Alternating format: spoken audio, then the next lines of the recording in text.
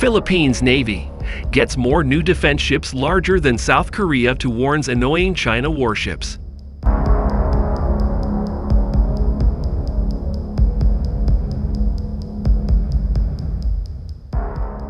South Korea is ready to partner with the armed forces of the Philippines for its modernization, and a shipyard in that country has started building the Philippine Navy's first Corvette. Philippine Navy Chief Toribio Adaci Jr. visited the Hyundai Heavy Industries shipyard in Ulsan City for the keel-laying ceremony of Navy Corvette No. 1 and the steel cutting for Navy Corvette No. 2, the Philippine Embassy in Seoul reported yesterday. The ceremony formally marks the beginning of the shipbuilding process. In Manila, South Korean Ambassador Lee Sang-hwa said his government is trying to take on a stronger role and responsibility in upholding and enhancing a rules-based order in the Indo-Pacific region and beyond. Under the Indo-Pacific strategy, South Korea gives priority to fostering close partnership with its friends, including the Philippines, that share core values: freedom, democracy, human rights, and the rule of law.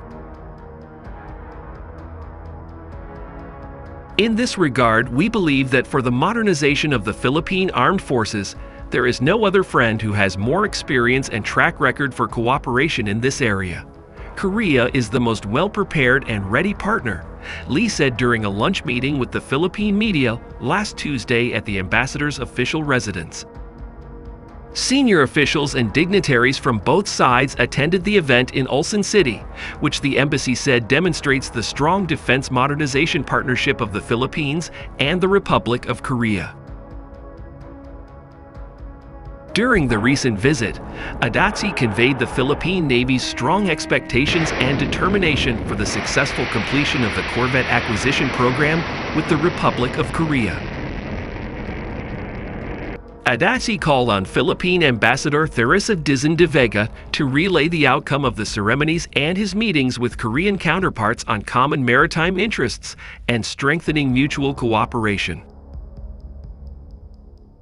Dizon de Vega emphasized the importance of continued active exchanges between the Philippine and Korean navies for Philippine defense modernization. With the bilateral relations between the two countries reaching new heights, more high-level visits are expected and hope to elevate the bilateral partnership to a strategic partnership, Ambassador Lee said. "We will not stop at rhetoric, but will push ahead to expand and deepen substantive cooperation in various areas, including maritime security," he added. The South Korean embassy earlier expressed deep concern over the bombing during a Catholic Mass at the Mindanao State University in Marawi on Sunday. The South Korean embassy earlier expressed deep concern over the bombing during a Catholic Mass at the Mindanao State University in Marawi on Sunday.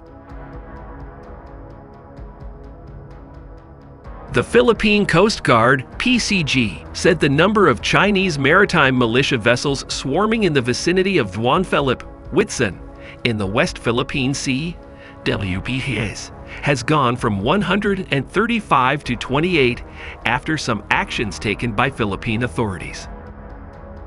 During yesterday's hearing of the House Special Committee on West Philippine Sea chaired by Mandaluyong City Rep. Neptali Gonzalez Yu, Philippine Coast Guard spokesman Commodore J. Terriella noted the Chinese vessels started swarming the reef on November 5 and 6, but these vessels have lessened considerably. Asked by ACT Teachers Party List Rep. France Castro if this is worth celebrating, Terriella responded in the affirmative, considering the limited assets of government.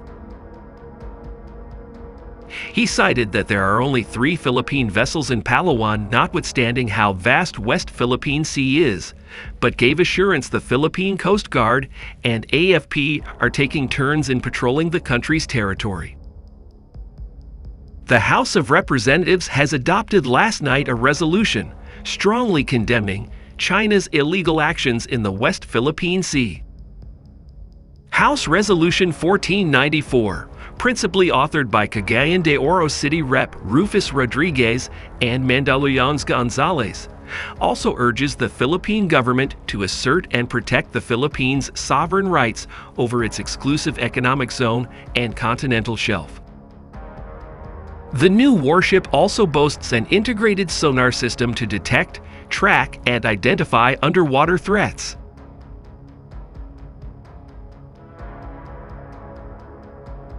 In addition, it adopted a low-frequency-based sonar detection system that increases the detection distance by about 1.5 times compared with the existing high-frequency-based sonar system.